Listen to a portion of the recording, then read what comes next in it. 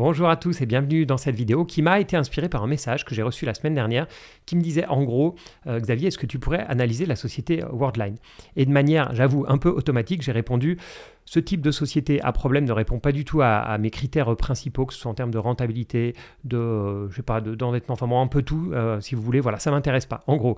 Et puis je me suis dit, c'est fou, le nombre de personnes, à chaque fois qu'il y a une société, alors on a eu à l'époque Orpea, on a eu ensuite Atos, on a maintenant Worldline, qui perd comme ça 30, 40, 50, 60%, 80, 90%, il y a toujours un réflexe humain qui est de dire il y a un truc à faire, il y a une opportunité, et typiquement Worldline, qui perd 62% depuis le début de l'année, peut apparaître, j'ai vu que c'était dans les top consultations de Zone Bourse, peut apparaître comme une bonne affaire. Et comme je le disais dans mon message à la personne qui m'a demandé, je ne perds pas une seconde à analyser ce type de boîte, ce type de société qui traverse une crise, des gros problèmes, etc. Et parfois, j'ai du mal à expliquer pourquoi je reste à l'écart de ce genre de société, même si, évidemment, la réponse, elle est évidente, c'est que c'est trop dangereux.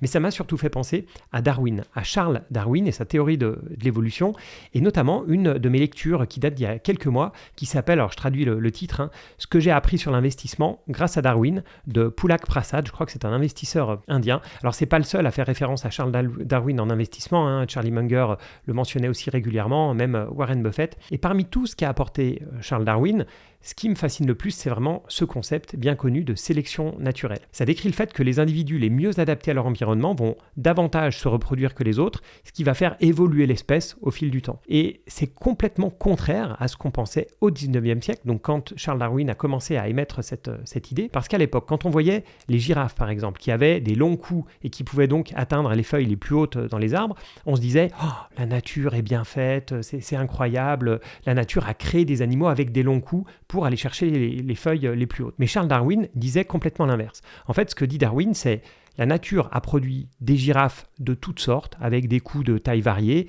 des coups petits, des coups moyens, des coups longs.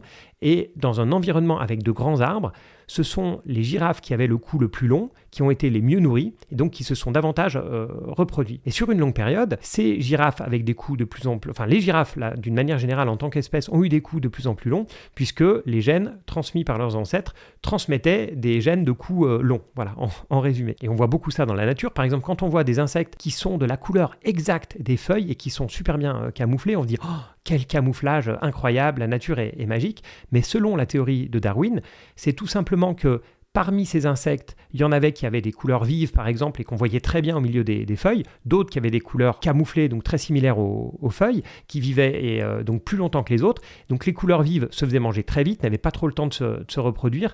Donc, avec le temps, ce sont les gènes de la couleur ou de la forme la plus proche des feuilles qui ont été transmis. Donc, il n'y a rien de magique, si vous voulez, c'est tout simplement la sélection naturelle. Et si on fait un parallèle avec la bourse, c'est un peu comme si on générait un très grand nombre de portefeuilles boursiers au hasard. Donc, il y en a qui vont être 100% en or, donc d'autres qui vont être 100% dans une action spécifique, dans des obligations, etc., d'autres diversifiés. Et on regarde ceux qui survivent au long cours, mais vraiment sur des très très longues périodes. Si on voulait copier la nature, ce serait vraiment sur des siècles, mais même sur des milliers de siècles. Et on se doute de ce qu'on retrouverait comme portefeuille à la fin, des portefeuilles donc qui survivent, ce serait probablement des portefeuilles qui n'ont pas d'effet de levier, des portefeuilles qui sont relativement diversifiés, etc., etc. Et ce que nous apprend Darwin, ou plutôt la nature, parce que finalement ce que fait Darwin, c'est purement décrire un processus naturel, ce qu'il nous apprend, ça peut nous aider à mieux investir en bourse. Parce que dans la vie, on fait deux types d'erreurs. On fait des choses qu'on n'aurait pas dû faire, et puis on ne fait pas certaines choses qu'on aurait dû faire. Donc en résumé, il y a des erreurs directes, et puis il y a des opportunités manquées. Et en investissement, ça revient par exemple à faire un mauvais choix, ça ce sera une erreur de type 1, ou bien à manquer de belles opportunités, une erreur de type 2. Et je suis sûr que, tout comme moi, vous avez fait à la fois des erreurs de type 1, on a acheté des investissements qui ont perdu de l'argent, et puis on a fait des erreurs de type 2, donc on a manqué de belles opportunités. Et Darwin explique que c'est la même chose pour les animaux. Si on prend l'exemple des gazelles, celles qui ont survécu, elles ont plein de qualités, je sais pas, elles courent vite, etc. Mais avant tout, elles sont très prudent. Parce que pour une gazelle, une erreur de type 1, ça va être par exemple d'aller boire au point d'eau et de se faire attraper. Donc vous avez sûrement vu ces animaux sauvages, les gazelles, mais n'importe lesquelles. Dès qu'il y a un petit peu de vent dans les feuilles, dès qu'il y a une ombre, etc., elles vont s'enfuir en courant. Parce qu'à chaque fois que les gazelles ont cru percevoir un danger à tort, c'est une erreur de type 2. Donc c'est une opportunité manquée. Elles auraient pu aller boire, mais voilà, elles ont vu une ombre, elles sont parties. Est-ce que la gazelle peut mourir de faire trop d'erreurs de type 2? Oui, potentiellement, à long terme. C'est-à-dire que si elle fuit à chaque fois au point de mourir de soif parce qu'elle a vraiment trop peur, elle est trop heureuse, elle risque de ne pas être assez rapide, par exemple, pour échapper à un prédateur parce qu'elle sera sous-nourrie, ou voire même mourir de faim ou de soif. Et pour faire un parallèle avec l'investissement, c'est comme si quelqu'un était tellement prudent, il fait que des erreurs de type 2, donc il n'ose pas investir, tout simplement, il garde tout en liquidité, et donc il va s'appauvrir. Mais il va s'appauvrir lentement à cause de l'inflation. Il sera trop prudent, un peu comme les gazelles qui vont ne pas assez boire ou ne pas assez se nourrir parce qu'elles auraient trop peur. Mais revenons à l'erreur de type 1, c'est-à-dire aller boire alors qu'il y a un prédateur qui est caché. Ça, c'est bien plus dangereux. C'est bien plus dangereux qu'une opportunité ratée. Parce qu'une gazelle qui serait absolument pas prudente, par exemple, qui ne regarderait pas du tout autour d'elle avant d'aller boire, elle ne survivrait pas longtemps. Alors vous allez me dire, oui, mais en investissement, ça va donner des stratégies de peureux. Moi, je suis un prédateur, je veux du rendement, etc. Mais à nouveau, regardons la nature et regardons les prédateurs. Eux aussi, ils sont très prudents. Si vous avez eu la chance d'observer des requins, des tigres, des lions dans leur milieu naturel, vous allez voir qu'ils sont dans l'ensemble extrêmement vigilants. Donc en Asie, par exemple, même les tigres vont éviter d'attaquer un éléphanteau si les parents sont dans les parages. On en revient à la sélection naturelle. Il y a très très très longtemps, il y avait sûrement des tigres qui avaient peur de rien et qui s'attaquaient aux éléphanteaux en prenant le risque que les parents s'occupent d'eux, mais ce sont les plus prudents qui ont survécu, qui se sont le plus reproduits et qui ont transmis leur gène. Donc c'est tout le principe de la sélection naturelle qui explique que la plupart des animaux dans leur milieu naturel sont extrêmement prudents. Et pour illustrer les conséquences d'une erreur de type 1, donc quelqu'un qui prendrait beaucoup trop de risques, il y a évidemment l'exemple du dodo. Vous savez, c'est cet oiseau emblématique de l'île Maurice qui a été découvert par des marins en 1507, qui a disparu ensuite en 1681. Parce que le dodo, il était plus grand qu'une dinde, il fait environ 1 mètre pour 10 kilos, et il vivait sans aucun prédateur sur son île isolée, donc sur l'île Maurice. Donc il n'avait aucune raison de craindre l'arrivée des humains, et c'est ce qu'il a fait, il n'a pas eu peur. Donc qu'est-ce qui s'est passé? Vous le savez, je pense, c'est qu'il n'a pas réagi à l'arrivée des humains, il le chassait extrêmement facilement, ce qui a conduit à l'extinction de l'espèce, extinction complète de l'espèce. Et je sais que vous connaissez la citation de Warren Buffett. Warren Buffett, comme je disais au début, qui était l'un des premiers à parler de ce que Darwin avait apporté à l'investissement.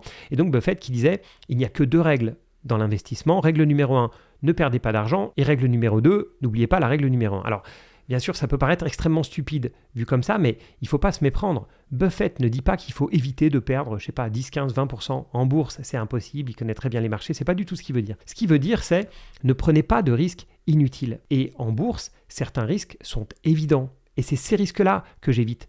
Quand je vous parlais au début de cette vidéo de Worldline, d'Atos, d'Orpea, qu'est-ce qu'on a? On a des sociétés, alors tout n'est pas valide pour chaque société, mais qui tout d'un coup ont des gros scandales, qui, pour certaines, pas pour toutes, qui deviennent non rentables, qui se mettent à être trop endettées, qui commencent à perdre leur réputation ou bien qui commencent à être en décroissance. Et pour moi, c'est la première leçon de Darwin. C'est-à-dire que si je veux que mon portefeuille survive, si je veux qu'il se multiplie comme les gazelles ou les tigres, il faut que j'évite les risques évidents. Donc si je vois de potentiels problèmes, donc exactement comme la gazelle qui voit une ombre qui peut être un prédateur ou pas, ou le tigre qui voit un éléphanteau pas très loin de ses parents qui pourrait réussir à attraper ou pas, ce que je fais, c'est que je laisse tomber. Et de la même manière que la gazelle ou le tigre ne vont pas prendre un danger inutile. Et pourtant, on le sait, l'ombre n'est peut-être pas un prédateur, le tigre aurait peut-être réussi à prendre l'éléphanteau, ou bien Worldline peut rebondir fortement. Et ça, c'est quelque chose que j'applique depuis très très longtemps, quasiment depuis mes débuts en investissement. Mon principe, il est simple, c'est qu'il y a des milliers de sociétés cotées. Donc je me dis, pourquoi est-ce que j'irai chercher des sociétés en perte, ou trop endettées, ou avec des rumeurs de fraude, qui ont perdu leur réputation, etc. Je pourrais continuer pendant longtemps sur ces gros défauts. Je classe tout ça dans les risques inutiles. Je pourrais rajouter encore des risques inutiles, une entreprise avec un seul client, une entreprise avec un seul produit, une entreprise avec un seul fournisseur. Pour moi, ce sont clairement des red flags. Pas besoin de prendre ce type de risque pour trouver des belles entreprises. Donc plutôt que de dire que la règle numéro 1, c'est de ne pas perdre d'argent, comme dirait Buffett, je dirais que c'est comme dans la nature, c'est-à-dire que la règle numéro 1, c'est la survie. Et c'est là où un outil comme les stock screeners entre en jeu. Si je prends toutes les sociétés cotées d'Europe et d'Amérique du Nord, je me retrouve avec 10 491 sociétés. C'est énorme, c'est beaucoup trop. Je n'ai pas besoin d'étudier un univers avec plus de 10 000 sociétés. C'est impossible, en fait. Donc, si je commence à mettre des critères minimums, par exemple, je vais mettre un critère minimum à 500 millions de capitalisation boursière. Tout d'un coup, je passe à 5 313 sociétés. Et si je ne veux pas m'embêter, par exemple, et que je prends un critère comme la note d'investissement de zone bourse, je vais me dire, je prends toutes les notes d'investissement de 4 ou plus. Comme ça, je ne m'embête pas. Je n'ai pas à regarder critère par critère, je tombe tout à coup à 1347 sociétés. Et là, je me retrouve avec non seulement un univers qui est largement suffisant pour faire des analyses financières, vous vous rendez compte, plus de 1300 sociétés, mais qui est beaucoup moins dangereux. Est-ce que dans les entreprises que j'élimine en faisant ça, parce que je vous rappelle, je suis parti de plus de 10 000 sociétés pour tomber à 1300, est-ce que je fais des erreurs de type 2? C'est-à-dire, est-ce que j'écarte des sociétés qui auront dans le futur de magnifiques performances? Évidemment, bien sûr, il y a plein de sociétés qui sont non rentables aujourd'hui, qui vont exploser dans le futur. Mais c'est pas grave, parce que ça, je vais en trouver dans les 1300 sociétés qui me restent.